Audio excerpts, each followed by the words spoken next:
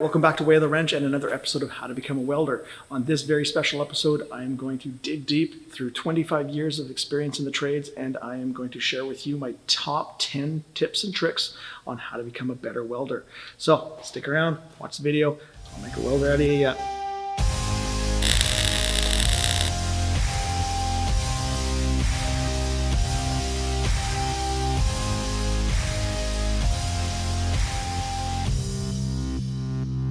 Now, whenever you're learning any kind of new skill, there's that old adage that if you spend 10,000 hours of time on it and practice those skills, you can become a master at it. And through those 10,000 hours, either on the job or going to school or learning under other skilled people in that profession, that you pick up these tips and tricks and techniques and the knack, right? Things that work and things that don't. So today's video is going to be all of my personal experience that I've learned over the last 25 years and things that I've learned from other really good welders. And these are all welding tips that are in general for every type of welding process, because each of the different welders have their own techniques, and we'll get into that when we get to those guys. But for today's video, it is whether it's gas welding, TIG, MIG, or stick, all of these will apply. Now, probably the best tip that I'm going to give you today is to make sure that your body is stable or not shaking. So your legs, your body, your arms, your hands, any of that shaking is eventually going to get transmitted into the torch, and no matter how hard you try, that weld bead is not going to look as good as it could because you are busy shaking it. Now, when I teach this to my students, I like to teach them through gross exaggerations. So, for example, if I am standing up here, arms extended fully out, and I'm trying to do a good weld, I'm not going to be able to be stable. I'm going to have lots of shakiness going on, and that's not going to be good. So do whatever you can to try to stabilize your body. Sit down, arms on a table, support your other hand. Whatever will minimize the shaking, make it more stable, will make a better looking weld. My next welding tip is something that I see a lot with beginner welders, and it's the fact that they are just too far away from the action. They can't see what they're doing because they are 2-3 feet away from the actual welding bead. So most common problem is they're sitting at a table to do welding samples, but they've grabbed the tallest stool in the shop and they're literally 3 feet away from what's going on. So if that's the case, get yourself a smaller stool. I give them sat on upside down plastic milk crates or plastic buckets, just to be able to get my head a lot closer to what's going on. Now remember, the distance that you are away is also getting magnified by the fact that you have a tinted face shield or an electric welding lens that you're looking through, which if you are more than 6 inches a foot away, all you're seeing is a bright light, and you're missing out on all the details that are needed to be able to correct your welding as you do it. So when I have a welding helmet on, no word of a lie, I'm about 4 inches away from what I'm doing. That way I get a really good view of what's going on. And don't be afraid to tilt your head to get at a different angle, to get around something so you can see really well. All right, so the next welding tip is that you should position your work or position your body in such a way that you can do the work better and be more stable. Now, what I commonly see with beginner welders is that when they've got their welding sample or their project, they like to put it near the front edge of the table so they can see what they're doing, but then their arms are off the table and they are shaky and they're trying to weld but have difficulties. When all they have to do is move the material further in on the table, and now all of a sudden you've got this edge that you can rest your arms on and have nice stable welding. Now the other part of moving it in from the edge of the table is that if I am doing gas welding or brazing or even electric welding, I'm going to start heat soaking this metal table, and the very next time I lean against it, I'm going to get a pretty nasty burn. Now if I'm welding something big, then don't be stuck to sitting on this stool. If you've got one weld bead that is a perfect spot for how I'm sitting now, but the next one goes this way, then don't feel bad to get up and reposition yourself so that you can see what you're doing and it's stable. All right, so next welding tip is that you should get into the habit of cleaning your material before you start welding it. Now, if you are practicing really hard to trying to make these beautiful, flawless weld beads, but you are welding over junk like this, then you are going to have crappy looking welds.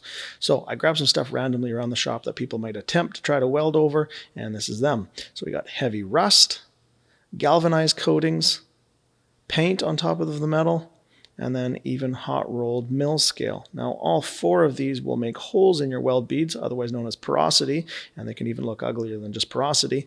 But these two, especially when we are burning the paint, burning off the zinc for the galvanized coating, you are going to be breathing in those fumes, and those are not good for your health. If you do have to weld some galvanized or painted material, I highly recommend that you grind back about 1.5 inches away from where you're welding. That way, none of that gets into your weld beads, and we're not burning any of that coatings and having to breathe that in.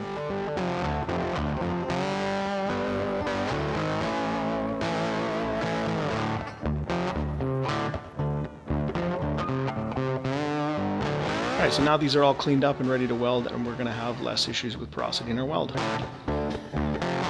Another welding tip for people starting out is that they don't realize how much of a multitasking nightmare welding actually is. There's a lot of things going on all at the same time, and the sooner you realize that, the sooner you'll be able to make adjustments on the fly while you're welding, rather than making a ton of garbage welds. So what are we concerned about? Well, first thing we're going to be talking about is the puddle. So we've got a puddle where we have our heat source and sometimes our filler rod at the same time. Now we have to be concerned that it's not too cold, so that way we're getting good weld penetration and our welds are not sitting up like lumpy bird poops. And sometimes if it's a gas weld, we're not even getting the surface shiny, so we're going to get more heat. Now, if it's too hot, then we're going to have conditions where this puddle is literally trying to melt its way through our material, and that's not good either. So we have our puddle to worry about.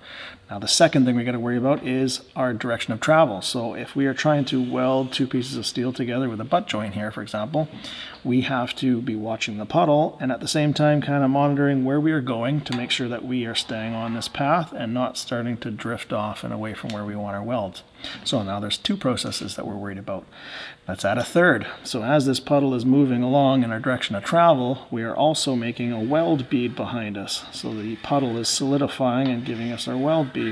So if we are able to monitor that as we are welding, we can make adjustments on the fly. So whether we have a little hole where we have to kind of back up and fill in that little hole before we continue forward, or whether we're going too fast or too cold or it's too hot, we can make all these adjustments on the fly, but only if you are monitoring that as you are welding. So there's 3 things we're watching, and then to add to the mix, the 4th is our heat source, our torch.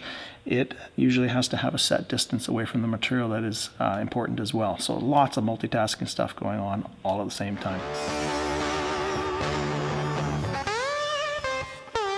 So another tip for being a good welder is having a good understanding of what tack welding is all about and how metal changes as it heats up and as it cools down. Now, what is tack welding?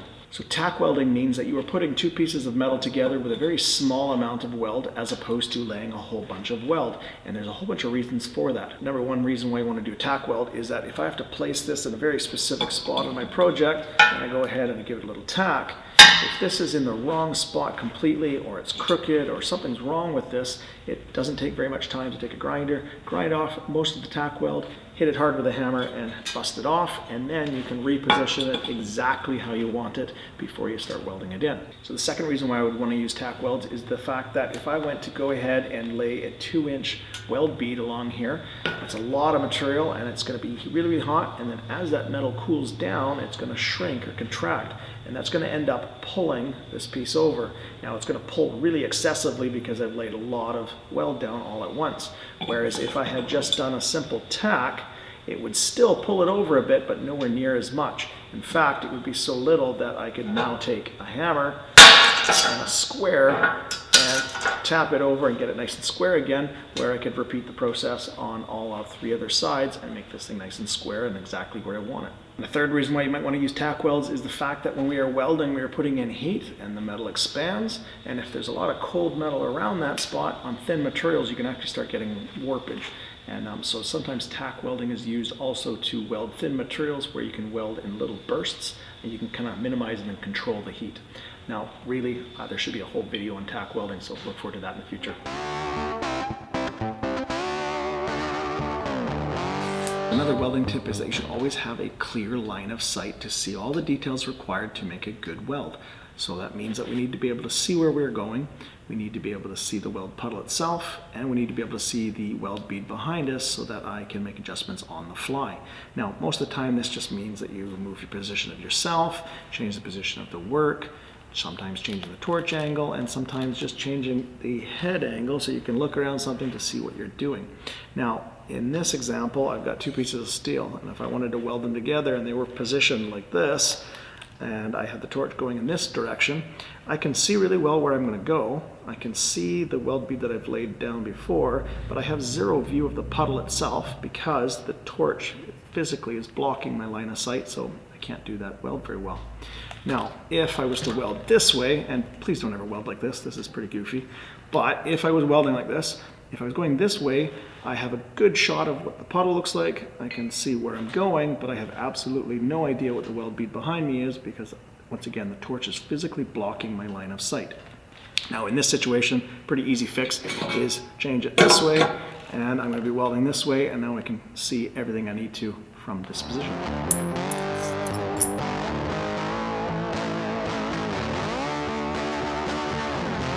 The next welding tip is pretty simple. Use your PPE for the love of God. It's personal protection equipment. It says what it does. It keeps your body safe so that you can have a nice, long, healthy career as a welder and not have to deal with things like skin cancer and lung cancer and loss of vision because you've been doing too many safety squints. You know what I mean? Safety squints.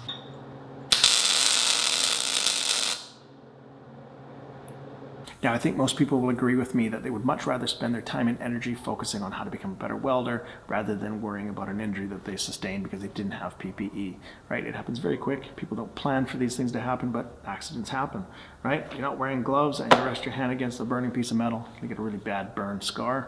You know, you're not wearing your safety glasses under your electric welding helmets and you're trimming the wire on your MIG welder and that little bit of wire pops off and gets into your eye. Things like that, you're just not planning for it. And some you're just not thinking, right? If you're going to do a whole day of welding doing safety squints and not wearing an electric welding helmet, then you're going to have something called welder's flash. And if you've never had that, imagine trying to go to sleep just after somebody has poured a bunch of sand into your eyes. That's kind of what it feels like, and it lasts a long time. So a little bit of safety goes a long way, lets you focus on your welds. And in the near future, I will be doing a full video on what PPE you should be wearing when you're doing electric welding and other things to be worried about, so make sure that you look out for that. Now, the other thing, since we focused a lot on being able to see our welding is going to make us a better welder, what are you looking through, right? Do you have the shop kind of broken down, really gross, nasty lens that you're looking through and it hasn't been changed in years? Or you have a nice clean lens that you take care of, you know, you put a bag over it at the end of the day and you can see through this really, really well, right? This is going to make a huge difference in your welding. So the next tip is, what are you doing with your hands and where are you pointing your heat source or your torch, okay? Because both of them go hand in hand. Huh? Hey, see what I did there? Yeah. All right, so whatever hand that you draw or write with is going to be the hand that's going to hold your heat source. So I'm right-handed, so for me, I'm going to be holding my TIG torch with my right hand. Now, my left hand is going to be the one that's going to be controlling my filler rod. So for TIG welding and gas welding, I'm going to be set up like this. Now, when you have a welder where you don't have a filler rod, either the MIG welder, which is already supplying the MIG wire for you, I only need the right hand to be holding my torch, but my left hand is literally doing nothing. So what I'm going to do in that case is I'm going to use my left hand to help support this and make it nice and stable for my welding. Same thing goes for stick welding. I really only need one hand. If my left hand's doing nothing, same thing. I'm going to use that to help stabilize and do a really nice weld. Now, as for how you're holding the torch, if you're doing stick welding, you're going to be grabbing the handle of the torch like this. MIG welding is going to be the same thing. You grab it like this, that way you can control the button for your feed.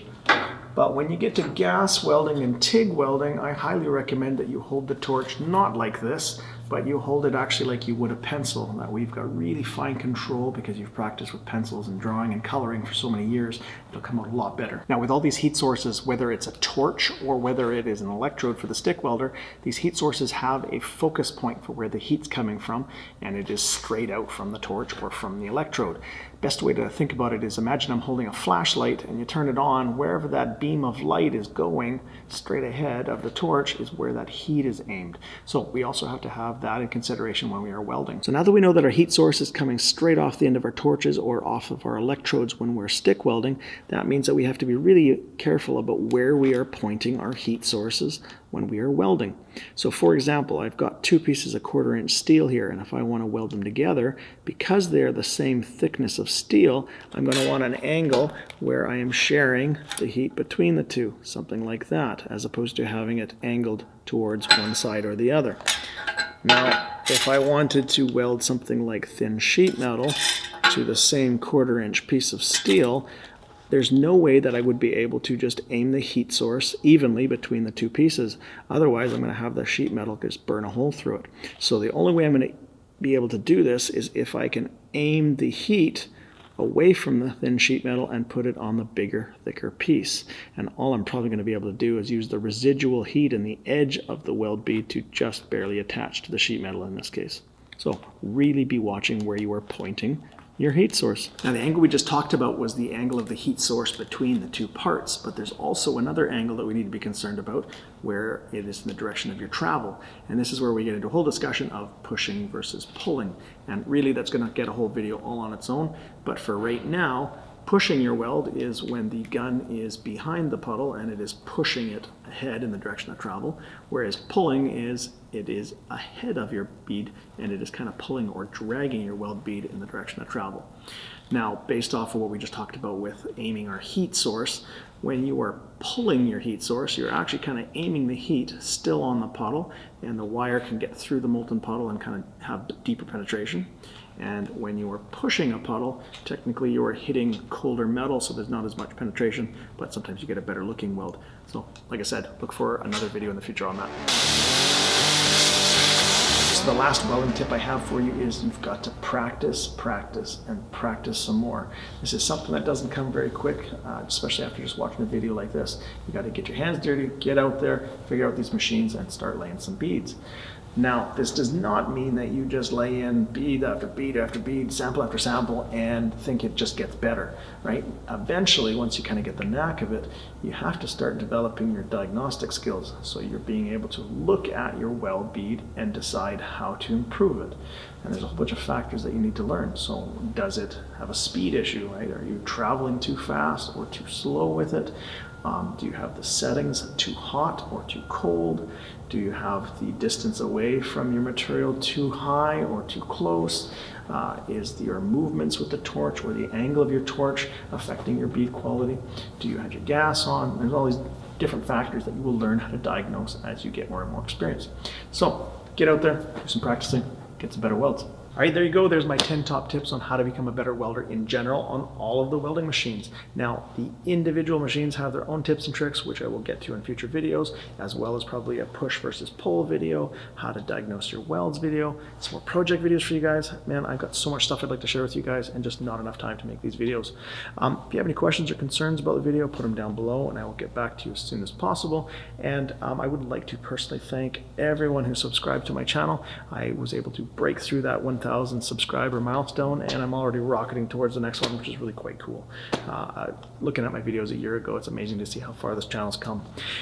If you enjoyed the video, got something out of it, I would love a share on your social media so that I can get all this info out to even more people in the world. It'd be amazing to see that happen. So, until next time, take it easy.